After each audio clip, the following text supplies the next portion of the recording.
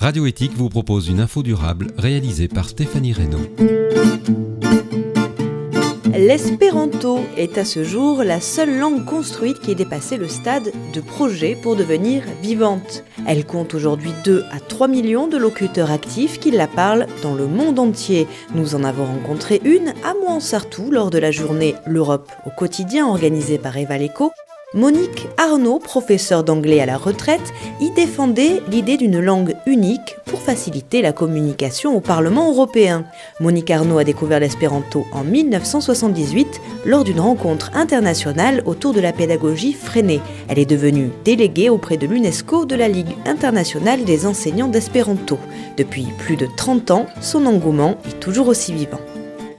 Alors j'ai découvert une grosse différence. Lorsque j'ai moi-même appris l'anglais et lorsque je l'ai enseigné, j'ai découvert que sans très bien connaître les verbes irréguliers, on avait un gros problème de compréhension. Et le jeune Polonais qui a inventé l'espéranto, Ludovic Zamenhof, a eu l'idée de créer une langue simple, sans irrégularité, et donc avec des conjugaisons régulières. Comment on dit « j'écoute Radio Éthique » en espéranto ? Do mi aŭskultas la radion kiu nomiĝas Éthique.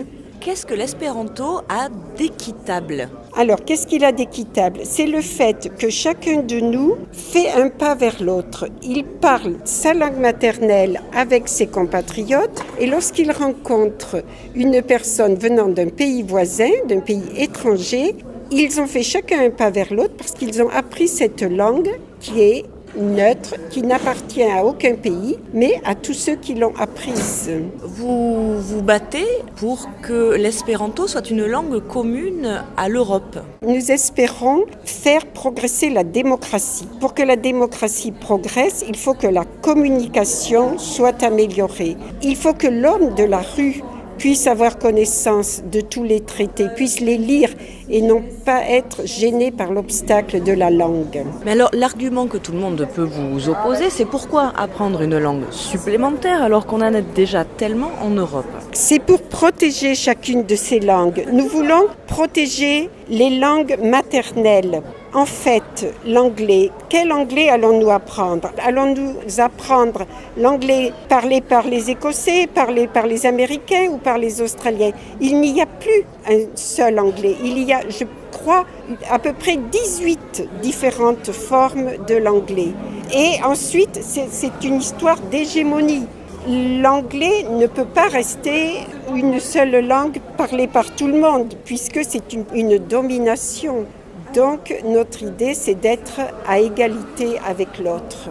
Et cela permettrait aussi de faire beaucoup d'économies. Pourquoi ?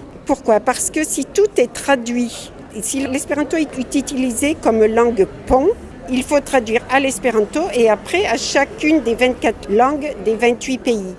On ignore qu'en fait, le rapport Gray nous a fait découvrir que la France verse environ 10 milliards d'euros à la Grande-Bretagne et à l'Irlande par le biais de l'organisation de séjours linguistiques pour l'étude de l'anglais justement. Et l'Europe en verse une quinzaine de milliards d'euros. Donc la Grande-Bretagne et l'Irlande bénéficient de gros avantages. Ensuite, l'espéranto est une langue qui s'apprend très rapidement. Alors pour avoir un niveau baccalauréat, il faut aux environs 1500 heures d'études pour un lycéen français. Il aurait le même niveau et avec une prononciation excellente, l'espéranto étant une langue phonétique, il aurait donc besoin seulement de 150 heures. J'ai envie de vous dire, essayez.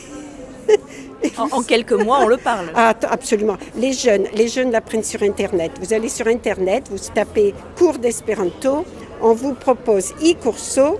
Et ce qui est merveilleux, et pour l'apprenant et pour l'enseignant, c'est qu'on est tout de suite récompensé de ses efforts. Au bout d'une heure ou deux, l'apprenant dit « Ah mais je comprends ». Et après, certes, il faut apprendre. Rien ne vient tout seul. Et Le fait de pouvoir communiquer avec des personnes, ici nous parlons de l'Europe, mais moi je pense mondialement, et j'ai pu me rendre en Chine sans problème, j'ai pu me rendre au Brésil, pas plus de problème, et nous avons aussi un système d'accueil de l'autre qui fait que nous voyageons différemment. Il y a une dimension d'amitié, de convivialité qui est supérieure. Il n'y a pas la notion d'argent.